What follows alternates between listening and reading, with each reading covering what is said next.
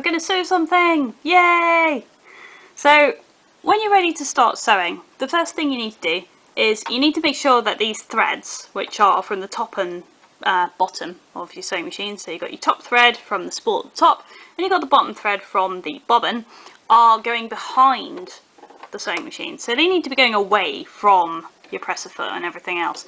If these get caught around the front, like so, you end up accidentally sewing over the top of them, splitting them, which can lead to things getting tangled up and breaking. So just make sure that everything's well out of the way. You also need a decent amount of thread, not probably quite as much as what I've got there, but if you've got too short of a thread here, then it'll actually just get pulled straight out of the needle as soon as you get started, which is not what you want. So make sure you leave a decent amount so that the machine's got enough to have a bit of a run up to putting it into the fabric. So the next thing you need to do is make sure that you always start with your needle down in the fabric. Now the reason for that is because then the motor is properly engaged, and as soon as you press the presser foot, it will just start sewing straight away. Whereas if your needle is up too high, it takes quite a press of the presser foot to actually get the motor to engage with the needle, and you can end up running away with yourself. So if you just pop your needle down into the fabric and you're ready to go. Now what I'm about to do here is demonstrate what happens if you just try and sew without holding the fabric. Now what a lot of beginner sewers find is that sewing in a straight line is surprisingly difficult. So I'm going to basically show you what happens if you don't hold on to your fabric while you're sewing it.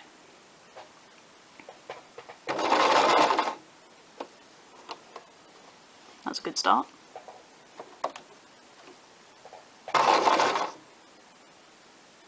My feed dogs aren't feeding the fabric through. Why? Did you lower the lever? Yeah. You sure they're moving? Stop.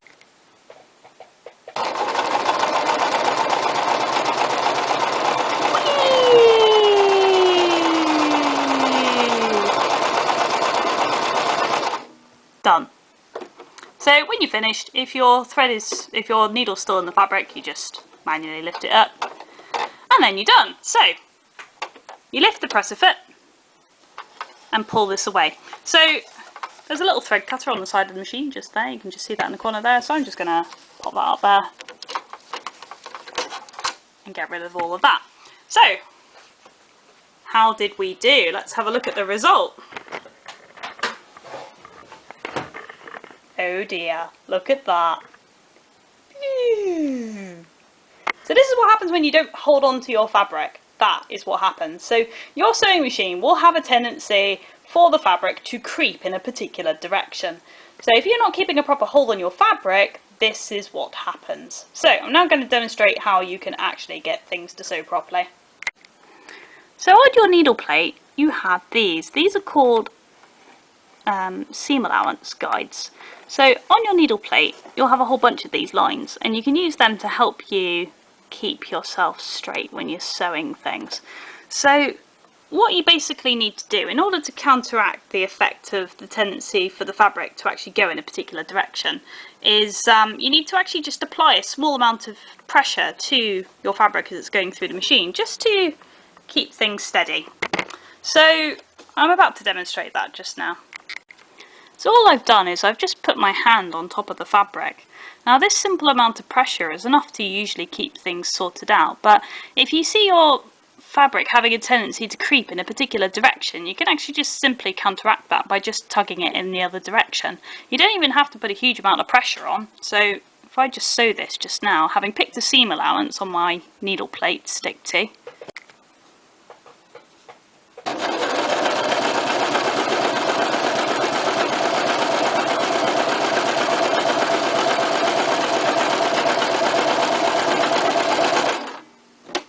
I'm done.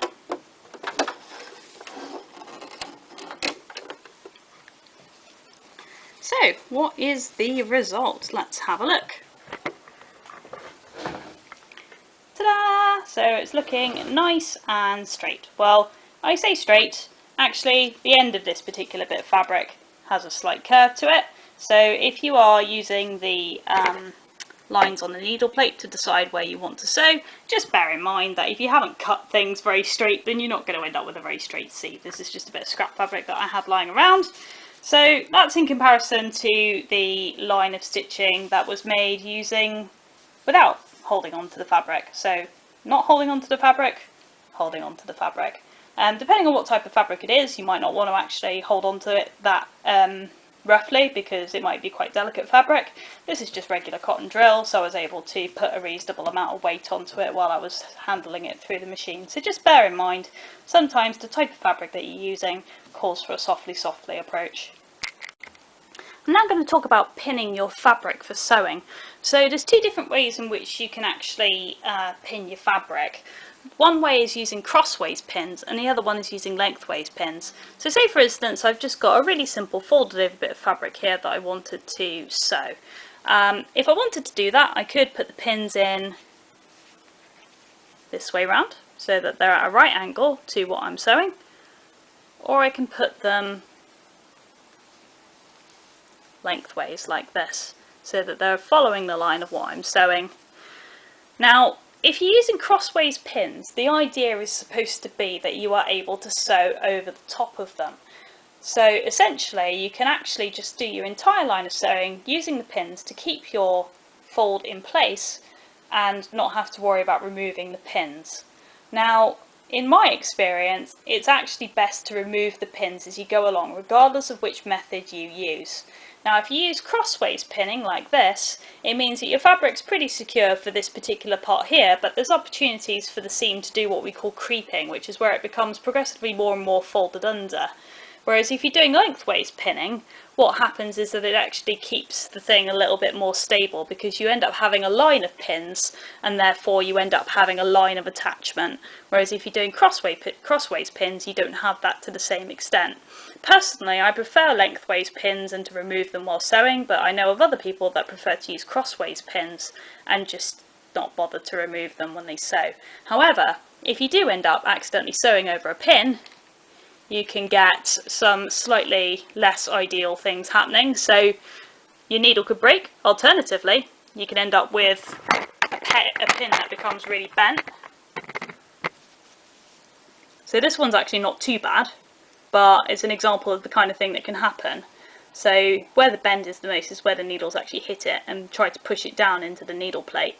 So I have actually had pins that have been completely bent backwards on themselves using that, particularly if you're using the cheaper silver top dressmakers pins. They do bend quite easily into your sewing machine, and it can potentially damage some of the moving parts. So those are your different pinning options available, crossways and lengthways, but either way I personally would recommend that you actually remove the pins as you sew. Therefore, it's ideal to actually, if you're using lengthways pinning, for example, to actually put the pins pointing in the opposite direction to the direction that you're sewing. So by doing this, it means you can actually remove the pins as you go by just pulling them out this way as your sewing line is coming towards this direction. So I'll demonstrate that just now. So here we are all ready to start sewing. So I've got my pinned bit of fabric just here. As you can see, I've chosen to pin it so that not only am I sewing in the direction of the pinheads, but also I've done it so that I can actually make use of the needle guards on this side. Now it's not always so easy to do that. You'll be sewing fabric that will have hems in all kinds of different directions, but where possible it's more ideal to actually use this side of the needle plate for your seam allowances. However, if you are really stuck, there are a small number of lines on the other side of the needle plate, so if you were having to sew so that your bulk of your fabric is here and the end of your fabric is just here, you do still have a seam allowance guide there for you. So what I want to do here is I want to actually sew this and make this a permanent seam. So another thing I'm going to be demonstrating, as well as removing the pins while you're sewing, is the idea of backstitching. Now the backstitch lever on your machine is here. So this goes up and down and it reverses the direction of stitching. So backstitching is very similar to the casting on process in hand sewing, where you do a couple of stitches in the same place before starting to actually sew. So what the backstitch actually does is it just sews backwards and forwards a couple of times in order to secure your seam. So you should only do this if you're actually happy with the seam that you're doing and you've got no intentions of unpicking it. So if you're making mock-ups and things like that, it's best to actually not backstitch, because it makes it easier to pick it apart if you're not happy with it. But certainly for a permanent seam, you're going to want to press this up and down a couple of times during the sewing process to actually secure your seam. The other thing I'm going to talk about as well is your stitch length and width selectors. Now at the moment we're just sewing a simple seam, you know, we're just sewing straight line, we don't want to do anything fancy, so we just want a regular straight stitch. Now on brother sewing machines you've got a stitch option selector here. Don't worry about this bit at the top too much, this is just for sewing buttonholes, it's not really a big thing to be concerned about at this present moment in time. What you're actually interested in is number 2 and number 3, because they are what switch between straight stitch and zigzag stitch. So you've got your stitch selector options down here, and you can see it's number 3 that we want to do because we just want to sew in a straight line. We don't want to do a zigzag. I'll talk more about zigzag stitch later. So I've currently got this set on number 3, which is what I want. So before you start sewing, always check to make sure that you've got the correct option selected. The other thing is you want to know how long your stitches are. So here you can see you've got a line, and then a break, and then a line, and then another break. So your stitch length selector determines how long those lines are. So the stitch length selector on this brother sewing machine is here. So basically you can go all the way down to the buttonhole stitch setting, which is a very, very small stitch length indeed. Or you can have a nice long stitch at setting number 4. Now I tend to use 4 for quite a lot of the things that I do, simply because it's easier to unpick, and also the vast majority of fabrics will tolerate a bog standard long stitch. If you find that your fabric's not cooperating very well, you can play with the stitch length a little bit in order to counteract that to a certain extent. So at the moment I've got it set on straight stitch with the longest stitch available. This is great for when you're doing mock-ups and things as well, because the longer the stitch, the easier it is to unpick it. So let's get started.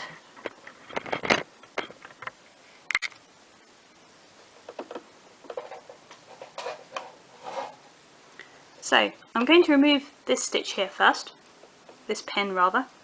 So I've actually removed that before I've even started sewing, because the presser foot is actually keeping the fabric in place for me quite nicely. So it's always a good idea to just remove that first pin before you get started. I'm then going to put my needle down into the fabric to start off with, because that's what you should do. And then I'm going to go forward a little bit, and then backwards and forwards, and then backwards and forwards, and I'm now good to actually start. So that's the back stitching done. So all I did was I pressed that lever down a couple of times. That's enough to secure your stitch. You don't need to just keep pressing it over and over and over. Just forwards and back once or twice is sufficient. So I'm now about to come up to a pin, so I'll just remove that, and that one, and that one. Just watch your fingers on this. Last one, and then back stitch at the end. Done. So there we go. That was nice and quick, and it's in a straight line to boot. So here's my finished line of stitching. It's nice and neat, fairly straight. And if you have a look here, you can see the thicker bit, which is where I've backstitched. So that's not going to be coming apart now, no matter what I do to it. So there we go. That's how you basically sew in a straight line using a backstitch. Okay, so we've talked about sewing in a straight line. What about sewing around corners? So as part of this, I'm also going to demonstrate how to debulk your seams when you're turning your fabric inside out for whatever reason. But first things first, with regards to sewing around the corner, it's actually pretty straightforward. You just need to make sure that you leave yourself enough room at the end of your line of stitching to be able to turn this around and still maintain the correct seam allowance. So here I've chosen a seam allowance of approximately 3/4 of an inch, so half an inch basically. So what I need to do is I need to make sure that when I stop my line of sewing, I'm roughly half an inch away from the end of the fabric. So I'm just going to sew very carefully forwards now. So you start your needle in the fabric. And there we go. So I've stopped there. So at the moment the needle is up. So it's quite difficult to really time this that well, which is what the manual control lever is for. So what I want to do is basically I want to just pop this back down again. So I've turned that clockwise in order to actually put this back into the fabric again. The reason that you do this is because it gives the stability for you to be able to lift the presser foot and not lose your fabric off the edge of the sewing machine. So the needle acts as a stabilizer. I can then pivot the fabric around the needle, like so. So I put the presser foot back down again, having just rotated it a full 90 degrees, And if you have a look at the needle plate, you can see I've still pretty much gotten my 1/2 inch seam allowance there.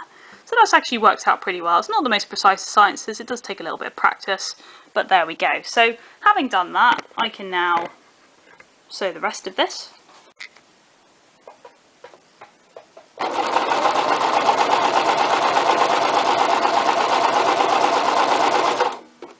And I'm just going to stop there. And there's your result. So you can see here, that's where I started. I then pivoted around that corner with the thread down inside the fabric and then carried on this way. Now, if I were to turn this inside out, it will look a bit lumpy. So let's have a go at doing that just now and just see how it turns out.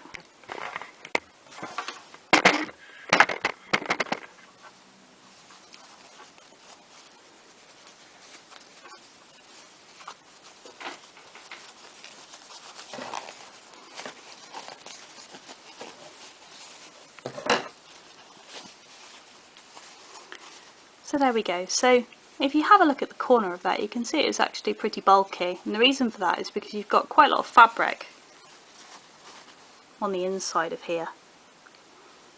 So you can actually fix that by clipping these seams, and I'll show you how to do that. So at the moment you've got quite a lot of seam allowance here. Now that's great because if you've got a fabric that has a tendency to fray, like this one here for example, you can see it's already starting to fray quite a bit at the ends there, then having a generous seam allowance is good for the longevity of your fabric, because eventually this will fray and fray and fray and eventually get to here. But in actual fact, this is cotton drill, it's not actually that bad for fraying, you don't need quite that much seam allowance once you've actually finished sewing. So what you can do is you can actually just cut a little bit closer, like so, and you can do the same for this end as well. So having debulked these quite a bit, the other thing that you can do is you can just clip this corner as well, which will help get rid of some of the excess fabric. You can go reasonably close to the stitching, but obviously you don't want to cut the stitching itself, otherwise you'll undo all of your good work. And now if I turn it inside out,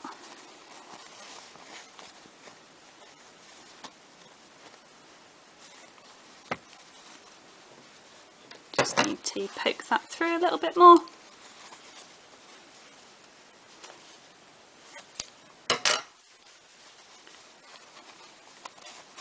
And there we go, we've got a nice sharp corner there. Whereas if there'd been a lot more fabric there, it would have bunched up and you wouldn't have been able to get such a neat edge here. So that's why clipping your seams when you've finished sewing, obviously when you're happy with everything, sometimes you pin things and sew them and you do need to change them a little bit, so having a generous seam allowance is good for that. But once you're completely happy with your garment, then finishing these edges is a good idea. Now I've just used regular fabric scissors to clip this, but you can actually use pinking shears, which are like a zigzag set of scissors, and what those do is they create right angled cuts and they stop the fabric from fraying quite so much and give it a slightly nicer finish. But you don't have to use that if you don't want to. I don't actually own a set of pinking shears myself, so there we go. So having done a bit of straight stitching, hopefully you'll be feeling a little bit more confident now in actually how to tackle doing sewing in a straight line. Let's move on to something a little bit different. So I'm now going to talk about the zigzag stitch. So the zigzag stitch on your sewing machine is, well, on this one it's number 2, as seen here. So the first thing you want to do is to actually change your stitch setting here.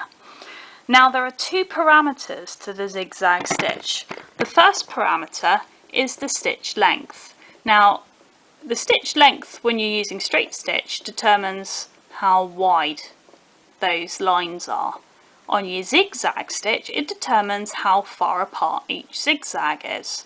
So contrary to what you might think, the stitch length selector doesn't actually change the width of those black lines of stitching.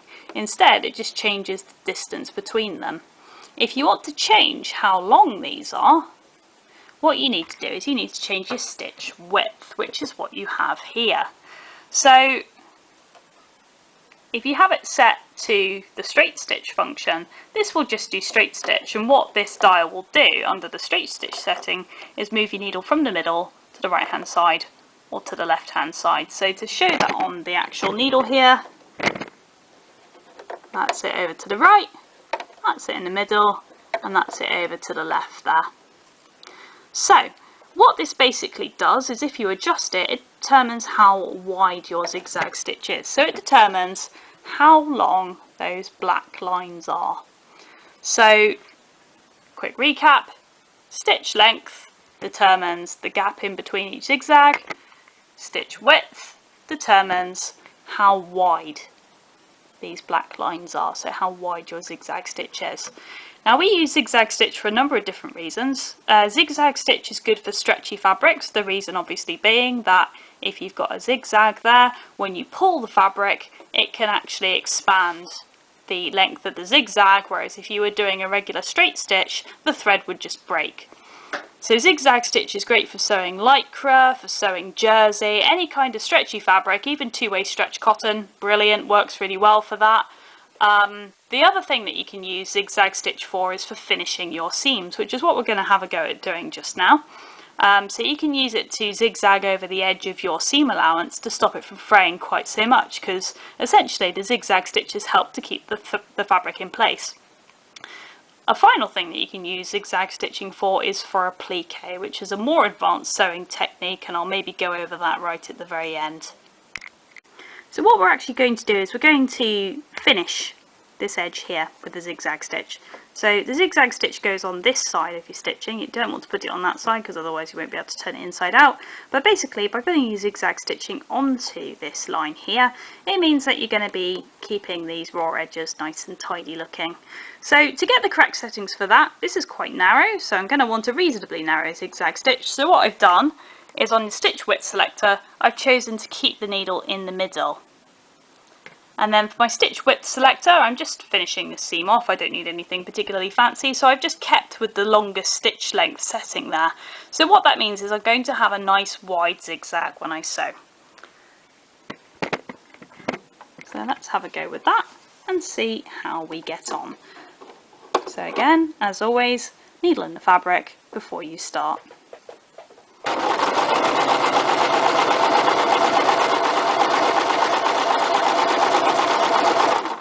Yay, it works! Hooray, hooray!